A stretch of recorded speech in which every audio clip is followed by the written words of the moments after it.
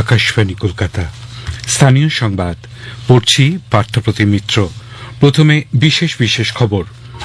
অন্নপূর্ণা যোজনায় আজ দ্বিতীয় পর্যায়ে সুবিধা প্রাপকদের ব্যাংক অ্যাকাউন্টে টাকা পাঠানো শুরু হচ্ছে।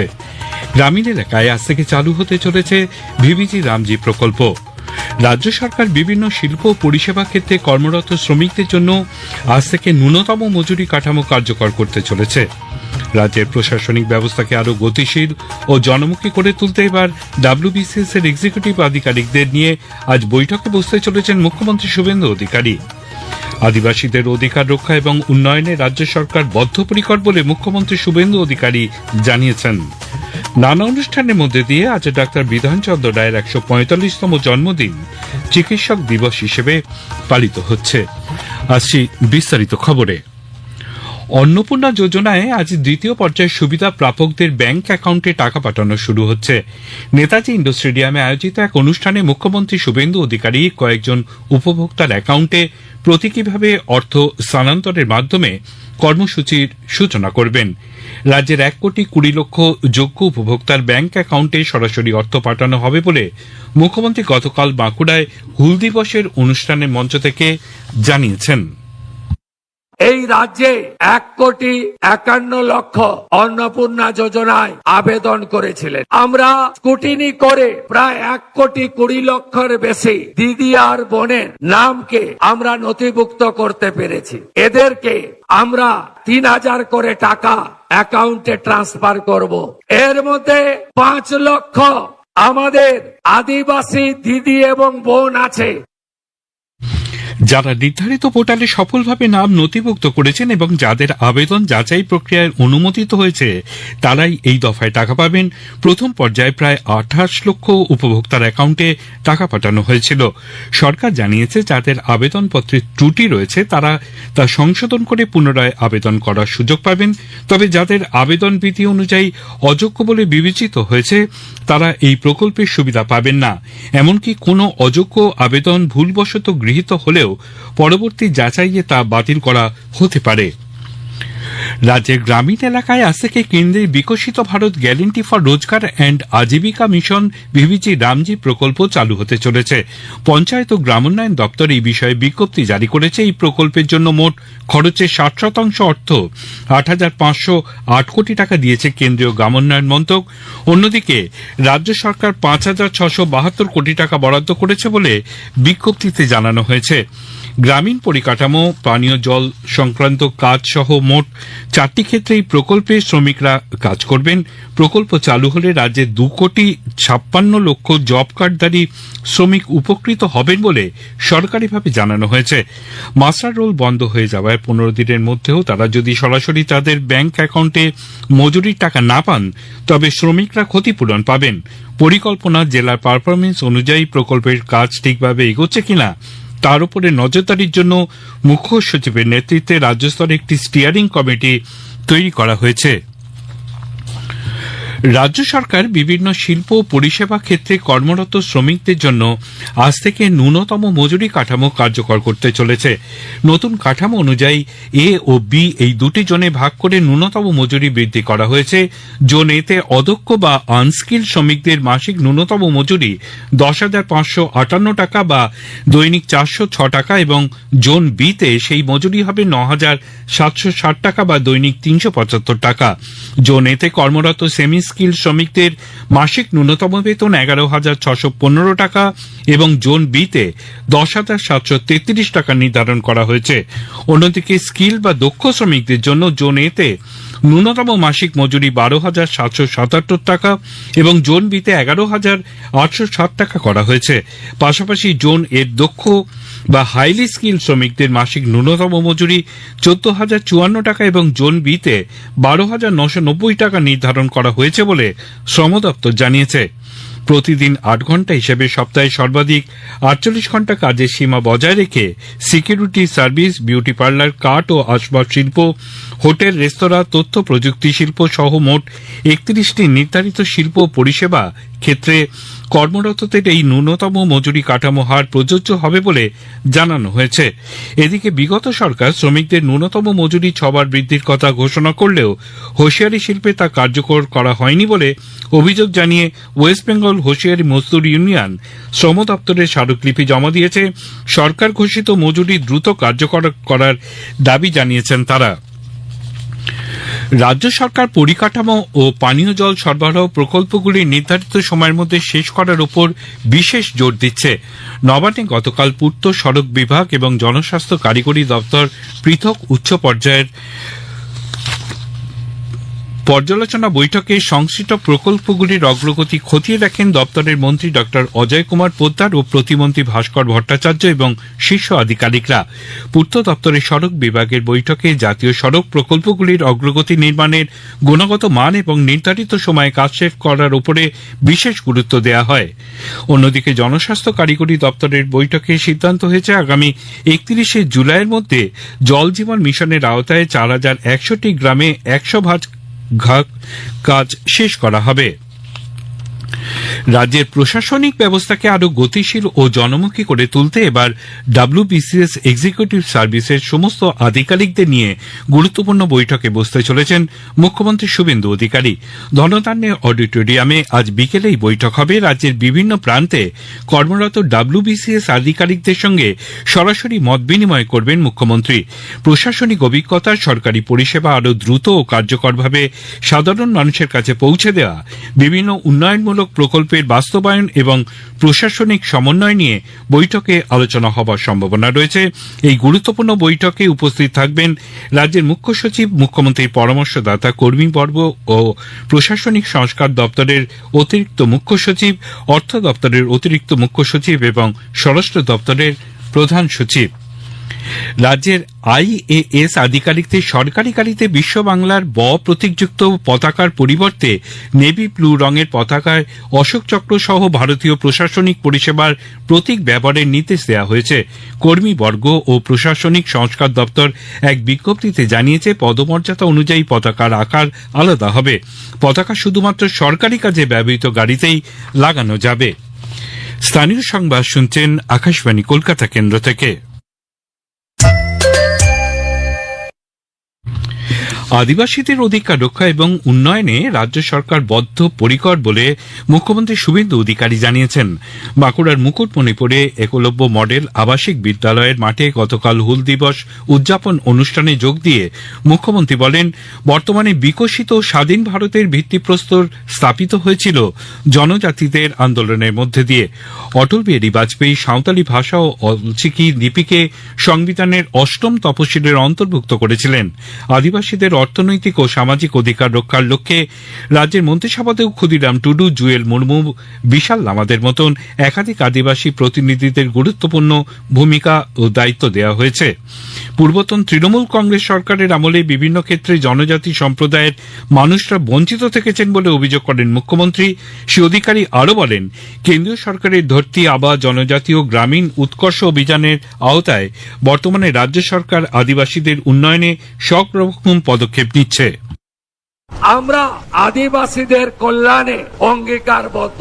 তাদের ভাষা, সংস্কৃতি, উপাসনা স্থান, উন্নয়ন, সংরক্ষণ এই অধিকার অক্ষরে অক্ষরে পালন করব। বিগত সরকারের আমলে এখানে অনেক কর্মসূচি পালন করা হয়নি। আমি আনন্দের সঙ্গে আপনাদের কাছে ঘোষণা করতে চাই, ভারত সরকারের ধরতি আবা জনজাতীয় গ্রামীণ উৎকর্ষ অভিযান, এই অভিযানে এই সরকার ইতিমধ্যে অন্তর্ভুক্ত হয়েছে।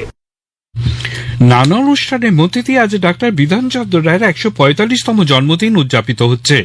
দিনটি চিকিৎসক দিবস হিসেবেও পালিত হচ্ছে। বাংলার রূপকার ডাক্তার বিধানচন্দ্র রায় পশ্চিমবঙ্গের দ্বিতীয় মুখ্যমন্ত্রী হিসেবে অসাধারণ দক্ষতার সঙ্গে রাজ্য পরিচালনার কাজ করেন। চিকিৎসক হিসেবে অসাধারণ খ্যাতিও অর্জন করেছিলেন ডক্টর রায়। অসাধারণ দূরদৃষ্টি সম্পন্ন অনন্য সাধারণ ব্যক্তিত্বের মানুষ ছিলেন ডাক্তার বিধানচন্দ্র রায়। 1991 সালে ডাক্তার বিধানচন্দ্র রায়ের জন্মদিনটি জাতীয় চিকিৎসক দিবস হিসেবে পালনের কথা ঘোষণা করে তৎকালীন কেন্দ্রীয় সরকার। উল্লেখ্য, তার প্রয়াণ দিবস আজ। 1962 সালে 1 জুলাই ডাক্তার বিধানচন্দ্র রায় প্রয়াত হন। বিধানচন্দ্র রায়ের জন্মদিন ও মৃত্যুদিন তথা চিকিৎসক দিবস উপলক্ষে মুখ্যমন্ত্রী শুভেন্দু অধিকারী স্বাস্থ্য ও পরিবার কল্যাণ দপ্তরের বেশ কিছু প্রকল্পের সূচনা করবেন আজ। বিধাননগরের এক সরকারি অনুষ্ঠান মঞ্চ থেকে এই প্রকল্পগুলির সূচনা করবেন বলে প্রশাসনিক সূত্রে খবর। সেই সঙ্গে বিশিষ্ট চিকিৎসকদের সম্বর্ধনা জ্ঞাপন করবেন মুখ্যমন্ত্রী শুভেন্দু অধিকারী। বিভিন্ন চিকিৎসক প্রতিষ্ঠান ও চিকিৎসক সংগঠন বিধান রায়ের জন্মদিন ও মৃত্যুদিন উপলক্ষে তার প্রতি শ্রদ্ধা জ্ঞাপন করবেন। শেষ করার আগে স্থানীয় সংবাদের বিশেষ অংশ আরেকবার। অন্নপূর্ণা যোজনায় আজ দ্বিতীয় পর্যায়ে সুবিধা প্রাপকদের ব্যাংক অ্যাকাউন্টে টাকা পাঠানো শুরু হচ্ছে। গ্রামীণ এলাকায় আজ থেকে চালু হতে চলেছে ভিভিজি রামজি প্রকল্প। রাজ্য সরকার বিভিন্ন শিল্প ও পরিষেবা ক্ষেত্রে কর্মরত শ্রমিকদের জন্য আজ থেকে ন্যূনতম মজুরি কাঠামো কার্যকর করতে চলেছে। স্থানীয় সংবাদ শেষ হল। আকাশবাণী খবর পড়ছি চঞ্চল ভট্টাচার্য। প্রথমে বিশেষ খবর। দেশজুড়ে আজ ভিবিজি রামজি আইন কার্যকর হবে। এর ফলে গ্রামাঞ্চলে 125 দিনের কাজের গ্যারান্টি নিশ্চিত হবে। শ্রম ও কর্মসংস্থান মন্ত্রক বেকার ভাতা প্রকল্প অটল বিমিত ব্যক্তি কল্যাণ যোজনার মেয়াদ আগামী বছরের 30 জুন পর্যন্ত বাড়ানোর সিদ্ধান্ত নিয়েছে। গ্রিস সফররত কেন্দ্রীয় শিল্প ও বাণিজ্য মন্ত্রী আর্থিক পরিষেবার বিভিন্ন বিষয়ে সহযোগিতা বৃদ্ধির মাধ্যমে ভারতের সঙ্গে সে দেশের সম্পর্ক শক্তিশালী করার ক্ষেত্রে নানা বিষয় নিয়ে আলোচনা করেছেন। জাপানের প্রধানমন্ত্রী ষোড়শ ভারত জাপান বার্ষিক শীর্ষ সম্মেলনে যোগ দিতে আজ ভারতে আসছেন। বিশ্বকাপ ফুটবলে ফ্রান্স ও নরওয়ে রাউন্ড অফ 16-এ পৌঁছেছে। আসছে বিস্তারিত খবরে। দেশজুড়ে আজ থেকে Viksit Bharat guarantee for Rozgar and Ajeevika mission Gramin VBG RAM G আইন কার্যকর হতে চলেছে। কেন্দ্রীয় গ্রাম উন্নয়ন মন্ত্রী শিবরাজ সিং চৌহান বলেন, গ্রামাঞ্চলে কোন যোগ্য শ্রমিক যেন একদিনের জন্য কাজ ছাড়া না থাকেন সেটি এর ফলে নিশ্চিত হবে। নতুন ব্যবস্থাটি যথাযথভাবে কার্যকর করতে কেন্দ্রীয় সরকার রাজ্য ও কেন্দ্রশাসিত অঞ্চলগুলির সঙ্গে নিবিড় সমন্বয়ের মাধ্যমে সমস্ত প্রশাসনিক, আর্থিক ও কারিগরি প্রস্তুতি সম্পন্ন করেছে। প্রকল্প রূপায়ণে পর্যাপ্ত আর্থিক সংস্থান নিশ্চিত করা হয়েছে। পরিকাঠামো পুরোপুরি প্রস্তুত। মন্ত্রী বলেন, মজুরি ভিত্তিক কর্মসংস্থানের ক্ষেত্রে 125 দিনের বর্ধিত গ্যারান্টি গ্রামীণ জীবিকাকে শক্তিশালী করবে, দীর্ঘস্থায়ী সামাজিক সম্পদ গড়ে তুলবে এবং বিকশিত ভারতের লক্ষ্য পূরণে গতি আনবে। গ্রামোন্নয়ন মন্ত্রকের বক্তব্য, আইনটি গ্রামাঞ্চলে কর্মসংস্থান, জীবিকার নিরাপত্তা এবং গ্রামে স্থায়ী উন্নয়নের জন্য একটি শক্তিশালী কাঠামো গড়ে তুলবে। এই আইনটি গ্রামাঞ্চলে প্রতিটি যোগ্য পরিবারের জন্য মজুরি ভিত্তিক কর্মসংস্থানের আইনি গ্যারান্টি 100 দিন থেকে বাড়িয়ে 125 দিন করেছে। কেন্দ্রীয় শ্রম ও কর্মসংস্থান মন্ত্রী ড মনসুখ মান্ডভিয়া নতুন দিল্লিতে এমপ্লয়িজ স্টেট ইন্স্যুরেন্স কর্পোরেশন ইএসআইসির 198তম বৈঠকে পৌরোহিত্য করেছেন। এই বৈঠকে ইএসআইসির স্বাস্থ্য পরিষেবা পরিকাঠামোকে শক্তিশালী করা, ডাক্তারি পড়ার ব্যবস্থাপনাকে সম্প্রসারিত করা এবং সাংগঠনিক দক্ষতার মান উন্নয়নের লক্ষ্যে বেশ কিছু গুরুত্বপূর্ণ বিষয় অনুমোদন করা হয়েছে। এই প্রকল্পের আওতায় যাঁদের বীমা রয়েছে তাদের জন্য বেকার ভাতা প্রকল্প অটল বিমিত ব্যক্তি কল্যাণ যোজনার মেয়াদ আগামী বছরের 30 জুন পর্যন্ত বাড়ানো হয়েছে। এছাড়াও ইএসআইসির স্বাস্থ্য পরিষেবা ব্যবস্থায় আয়ুষ পদ্ধতিকে যুক্ত করার জন্য একটি সমঝোতা স্বাক্ষর হয়েছে। বৈঠকে নতুন দিল্লির বাসাইদারাপুরে একটি ডেন্টাল কলেজ তৈরি এবং উত্তরাখণ্ডের হরিদ্বারে একটি নতুন ইএসআইসি মেডিকেল কলেজ স্থাপনের অনুমোদনও দেওয়া হয়েছে। জয়পুরে 29তম জাতীয় ই গভর্নেন্স সম্মেলন আজ শুরু হচ্ছে। রাজস্থান ইন্টারন্যাশনাল সেন্টারে আয়োজিত দুদিনব্যাপী সম্মেলনটি যৌথভাবে আয়োজন করছে কেন্দ্রীয় প্রশাসনিক সংস্কার ও জন অভিযোগ বিভাগ, বৈদ্যুতিন ও তথ্য প্রযুক্তি মন্ত্রক এবং রাজস্থান সরকার। এবারের সম্মেলনের মূল বিষয়বস্তু হল বিকশিত ভারত 2047, কৃত্রিম বুদ্ধিমত্তা পরিচালিত তথ্যভিত্তিক এবং নিরাপদ ডিজিটাল শাসন ব্যবস্থা। রাজস্থানের মুখ্যমন্ত্রী ভজনলাল শর্মা এই অনুষ্ঠানের উদ্বোধন করবেন। দ্বিতীয় দিনে জাতীয় ই গভর্নেন্স পুরস্কার প্রদান করা হবে। কেন্দ্রীয় কর্মী, জন অভিযোগ ও পেনশন বিষয়ক প্রতিমন্ত্রী ড জিতেন্দ্র সিং এই সম্মেলনে উপস্থিত থাকবেন। কেন্দ্রীয় শিল্প ও বাণিজ্য মন্ত্রী পীযূষ গোয়েল আর্থিক পরিষেবা, ফিনটেক, ডিজিটাল লেনদেন এবং অত্যাধুনিক প্রযুক্তির ক্ষেত্রে সহযোগিতা বৃদ্ধির মাধ্যমে ভারত ও গ্রিসের মধ্যে অর্থনৈতিক সম্পর্ক শক্তিশালী করার বিষয়ে আলোচনা করেছেন। গ্রিস সফরকালে তিনি সেদেশের অর্থমন্ত্রী কিরিয়াকোস পিয়েরাকাকিসের সঙ্গে সাক্ষাৎ করেন। সমৃদ্ধি অর্জনের লক্ষ্যে ভারত ও গ্রিসের বিভিন্ন প্রতিষ্ঠান ও ব্যবসায়িক সংস্থার মধ্যে সহযোগিতা কি করে আরও বৃদ্ধি করা যায় সেই বিষয় নিয়েও উভয় পক্ষ আলোচনা করেছে। এছাড়া ছাড়া শ্রী গোয়েল গ্রিসের পরিকাঠামো ও পরিবহন মন্ত্রী ক্রিস্টোস ডিমাসের সঙ্গেও সাক্ষাৎ করেন এবং পরিকাঠামো, পরিবহন সংযোগ, সামুদ্রিক ব্যবসা বাণিজ্য, বিমান চলাচল, সুস্থায়ী যোগাযোগ ব্যবস্থার মতো বিষয়ে দুটি দেশের মধ্যে সহযোগিতা বৃদ্ধির বিষয়ে মতবিনিময় করেছেন। তিনি স্থিতিশীল সরবরাহ ব্যবস্থা গড়ে তুলতে এবং ভারত ও ইউরোপের মধ্যে সম্পর্ক আরও জোরদার করতে পারস্পরিক সহযোগিতা বৃদ্ধির ওপর গুরুত্ব দেন। ভারতীয় রেল প্রায় 200 কোটি টাকা ব্যয়ে দক্ষিণ পূর্ব রেলের বাকি অংশে উন্নত ফাইবার অপটিক্যাল কেবল বসানোর প্রস্তাবে অনুমোদন দিয়েছে। এর ফলে দেশের রেল নেটওয়ার্কে ডিজিটাল যোগাযোগ ব্যবস্থা আরও শক্তিশালী হবে। প্রকল্পটি দক্ষিণ পূর্ব রেলের 4টি প্রধান বিভাগের অন্তর্গত 1600 রুট কিলোমিটার এলাকা জুড়ে উন্নত সংযোগ ব্যবস্থা গড়ে তুলবে। এর ফলে আদ্রা, চক্রধরপুর, খড়গপুর এবং রাঁচি ডিভিশনে এই কেবল বসবে। ফলস্বরূপ নিরাপদ, দক্ষ ও প্রযুক্তি নির্ভর রেল পরিষেবা পাওয়া যাবে। দক্ষিণ পূর্ব রেলের আগামী দিনের ক্ষমতা বৃদ্ধির জন্য প্রয়োজনীয় ডিজিটাল পরিকাঠামো গড়ে উঠবে। এ খবর প্রচারিত হচ্ছে আকাশবাণী থেকে। ষোড়শ ভারত জাপান বার্ষিক শীর্ষ সম্মেলনে যোগ দিতে জাপানের প্রধানমন্ত্রী সানায়ে তাকাইচি আজ সন্ধ্যায় 3 দিনের সফরে নতুন দিল্লিতে পৌঁছাবেন।